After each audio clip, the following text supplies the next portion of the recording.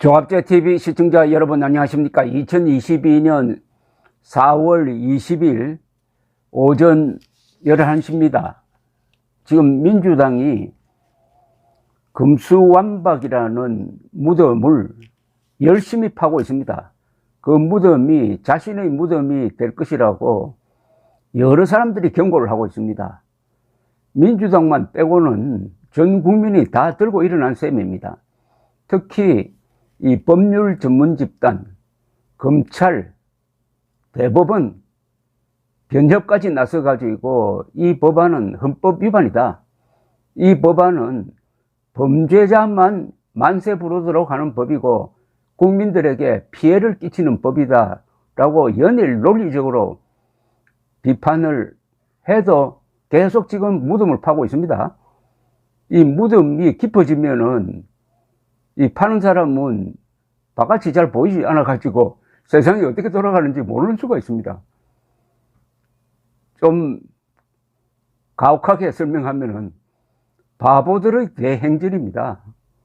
문재인 대통령이 물러난 다음에 험한 꼴 보지 않으려면은 여기서 중단시켜야 합니다. 그래야 권력의 갑옷을 벗었을 때 국민들의 동정심을 얻고서 자신의 안전을 보장받을 수 있지 않을까 하는 생각이 듭니다. 금수완박 법안이 문재인을 보호하는 게 아닙니다. 국민들의 동정심이 문재인을 보호하게 되어 있는데, 그런데 여기 돌발 변수가 나왔습니다. 이 돌발 변수는 민주당이 이 같은 바보 짓을 중단시키도록 하는데 좋은 계기가 될 것인데 모르죠. 이 민주당 바보 주역들이 이걸 무시하고 또 더 깊게 무덤을 파다가 자신이 그 무덤에 파묻히는 꼴을 볼지도 모르겠습니다. 이 무소속 양향자 의원이 지금 아주 변수로 떠오르고 있습니다. 이 사람이 협조를 해야 이 법안이 본회의에 상정될 수 있기 때문입니다. 그런데 이 사람이 어젯밤에 금수완박 반대 입장문이라는 것을 썼다고 해가지고 SNS 등에서 이 난리가 났습니다. 이 민주당 출신 양향자 의원은 보좌관의 이 성추행, 성폭행에 책임을 지고 지금은 무소속으로 활동을 하고 있습니다. 그런데 금수완박 관련 법안을 심사하는 국회 법제사법위 소속으로 되어 있습니다.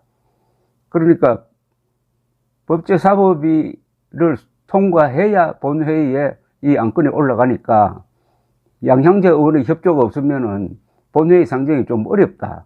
그래서 결정적 열세를 쥐고 있다. 이렇게 평가되고 있습니다. 어제 카카오톡 등 온라인 메신저를 통해 확산된 양 의원 명의의 19일자 입장문에는 이런 문장이 있었습니다. 나는 문재인 대통령 영입인사로서 누구보다 문 대통령의 성공을 바라는 사람이다. 그래서 이번 법안이 이런 식으로 추진되는 것에 동의할 수 없다라고 써져 있었습니다. 나는 글로벌 IT 기업 엔지니어였다. 하나의 제품을 내놓기까지 끊임없이 검증한다. 표결과 의사결정에 앞서 좀 더 시간을 갖고 논의하자라고 되어 있습니다. 이분은 삼성전자에서 여성으로서 최초로 임원을 지냈고 이 연구개발 분야의 전문가입니다. 양 의원은 이번 판단이 정치 기반을 한순간에 무너뜨릴 수 있음을 잘 알지만 양심에 따르겠다 이렇게 적었어요. 그런데 작년 7월 보좌진의 성추문이 문제가 되어 탈당한 무소속 양 의원은 지난 7일 법사위로 소속 상임위가 변경이 되었습니다.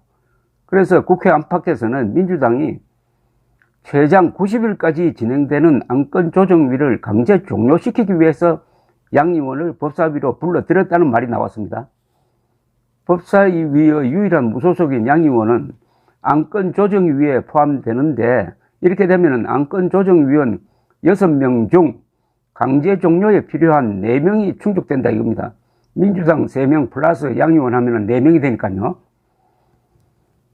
그러나 양 의원이 반대하면은 안건조정위가 최장 90일까지 계속 진행되어 가지고 현 정권 내에서 법안 처리가 불가능할 가능성이 있습니다. 그래서 양 의원의 이 입장문이 이게 진짜냐 가짜냐를 놓고 어제 시끄러웠는데, 오늘 더불어민주당 박홍근 원내대표는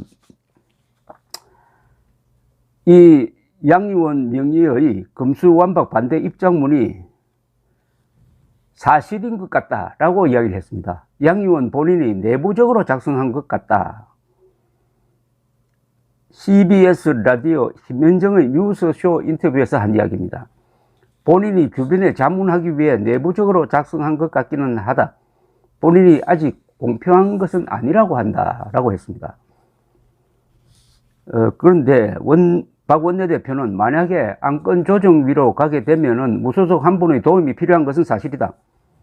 양 의원이 고민하고 있다면은 본인 선택이라 저희는 어쩔 수 없다. 그러나 우리는 그에 따른 대책도 다 준비되어 있다고 했습니다. 말리지 말라는 겁니다. 그래도 이 무덤을 계속 팔 테니까 제발 말리지 말자, 이런 태도입니다, 지금.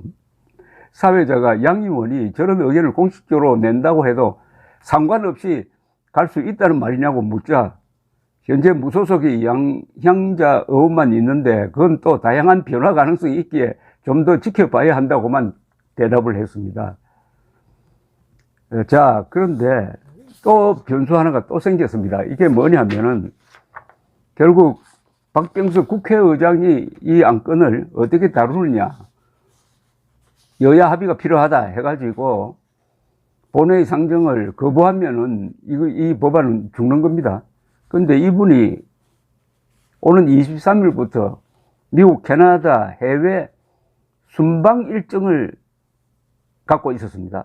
그런데 오늘 입장문을 통해서 박의정이 계획했던 미국, 캐나다 방문을 보류한다고 했습니다. 외교 경로를 통해서 방문 국가에 양해를 요청했다고도 밝혔습니다. 그러니까 이것은 자신이 책임지고 이 법안 처리에 관여하겠다라는 뜻으로 해석되기도 합니다. 이게 만약 본회의에 올라가면 국민의힘은 필리버스터 무제한 토론까지 예고를 하고 있습니다. 그러니까 사회를 어떻게 보느냐, 국회의장의 사회가 어떻게 되느냐에 따라서 통과 여부가 결정되는 겁니다.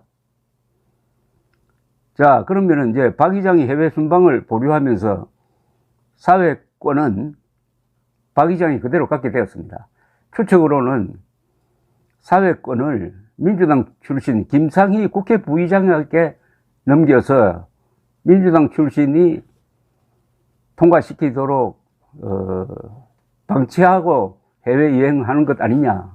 그래서 조금 비판이 있었는데 그것을 의식해서 해외 순방 안 하겠다고 했습니다. 이 돌발 변수 두 개, 양향자, 박병석 두 사람의 결심에 따라서 이 법안의 운명이 결정되게 되어 있습니다. 어떻게 보면은 가장 소수에게 가장 무거운 지금 임무가 부여된 건데, 이때 두 사람이 자기 양심대로 해버리면 됩니다. 뭐 양심은 어떻게 보면은 주관적인 겁니다.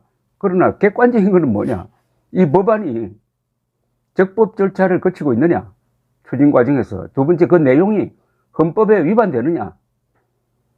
세 번째는 이게 국민에게 피해를 주느냐 아니면 득이 되느냐, 요것만 보면 됩니다. 그런데 그 결론은 이미 나와 있습니다. 심지어 김명수의 대법원 법원 행정처가 조목조목 반대 비판하는 문서를 만들어 가지고 국회에 제출했습니다. 그걸 보면은 낯이 뜨거워서 아마 읽을 수가 없을 겁니다. 그 법안이 앞뒤가 맞지 않고 헌법에 맞지 않고 심지어 탈자가 있고 가운데 점을 안 찍어 가지고 억울한 사람 만들고 한마디로 쓰레기라는 겁니다. 그래서 통과시키겠다고 무덤 계속 깊게 팔면은 그 결과는 민주당은 향후 100년 동안 집권 못한다. 이렇게 되는 거 아니겠습니까? 그걸 사필 규정이라 그럽니다. 감사합니다.